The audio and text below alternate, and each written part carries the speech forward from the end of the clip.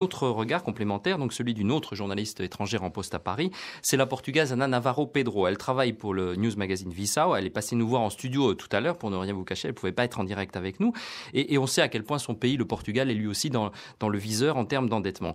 Voici son sentiment sur ce traitement du psychodrame grec, cette fois dans la presse portugaise. Je crois qu'il y a surtout un manque de réflexion et de temps pour la réflexion. On ne se pose plus la moindre question dès qu'on nous assène une déclaration. On ne se pose plus la moindre question là-dessus. On n'a pas le temps. On doit vaincre les autres dans la course à la vitesse. Pourquoi? C'est impossible quasiment. C'est instantané sur le net, évidemment. Mais est-ce qu'on ne peut pas se donner 1 heure de réflexion et essayer de vérifier des sources, essayer de vérifier certains illogismes dans certaines déclarations, comme on a pu voir cette semaine.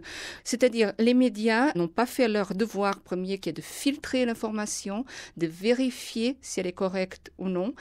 Et ils ont permis que l'on joue, parce qu'il y a eu un jeu là, très clairement, que l'on joue avec des peurs primaires, notamment en Grèce. On a joué carrément avec une menace, d'abord une menace, avec une peur infantile, quasiment psychologique de l'abandon, le syndrome de l'abandon, la peur du rejet. On a joué avec énormément de... Alors que on retombe sur ce règne de la peur qui triomphe dans les médias, voilà. Y compris en l'occurrence au Portugal. Alors, est-ce qu'il y a une pensée dominante? Il y a, pour répondre à la question, évidemment, il y a une pensée dominante et il y a surtout quasiment une impossibilité à échapper à cette pensée dominante, sauf par la marge, sauf par certains programmes, mais on n'arrive plus à stopper ou à inverser un martèlement d'une idée unique qui n'est pas vérifiée, qui n'est pas contestée dans le bon sens, dans celui du doute qui doit prévaloir dans notre profession avant tout écrit ou toute parole. Parce qu'on est frappé par le fait que la réflexion sur d'autres concepts essentiels dans cette affaire, par exemple celui de la souveraineté politique de chaque pays, de chaque nation, qui est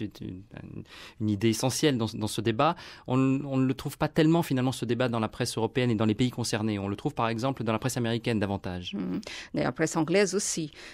Mais effectivement, la notion de souveraineté est à la base de tout ce qui se passe actuellement en Europe. Parce que dans les élites européennes, et depuis longtemps, vous pouvez entendre dire qu'il faudra y aller pour créer une Europe qui soit une vraie Europe unie, peut-être une Europe fédérale si c'est le but ultime, mais une Europe qui pèse dans le concert géopolitique du XXIe siècle, qu'il faudra y aller peut-être, j'ai entendu ça de la bouche de plusieurs responsables européens en privé, peut-être il faudra y aller par une sorte de despotisme éclairé.